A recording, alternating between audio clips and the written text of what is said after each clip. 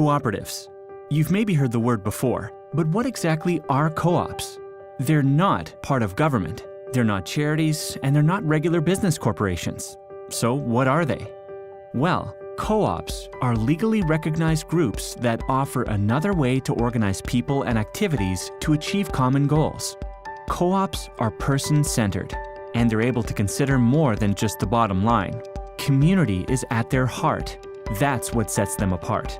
They're guided by 7 internationally accepted principles that value self-help, democracy, equality, and community. Housing co-ops also follow the international principles, but homes are central to people's lives, their families, and well-being. What sets housing co-ops apart?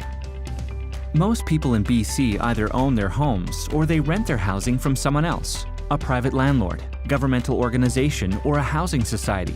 Housing co-ops offer a different way to live and offer unique benefits, but they aren't as well understood as other housing options. You can find housing co-ops across the province, but they're concentrated in the Lower Mainland and on southern Vancouver Island. There are 2 main kinds: nonprofit co-ops, which are the most common, and equity co-ops.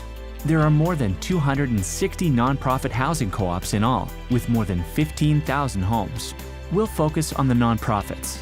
Co-op buildings come in all shapes and sizes. Co-op complexes range from a handful of homes to several hundred. There can be townhomes and apartments, family-oriented projects, and others that are geared to seniors. Most co-ops house mixed-age and mixed-income communities. Co-ops welcome everyone. All the housing co-ops in BC share some things in common. Co-ops are independent organizations. They aren't owned by the government or private landlords. They're not public housing. Members aren't renters. They own their homes together and pay housing charges, not rent. Unlike renters, members who live in co-ops have a say in how their housing is run. Because they're nonprofits, they operate at cost, which makes them more affordable over time. They also offer security of tenure.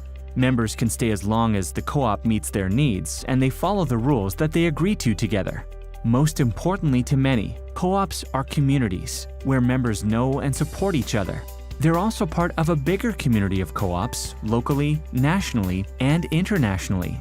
Not everyone will find co-ops a perfect fit, but many members wouldn't live anywhere else.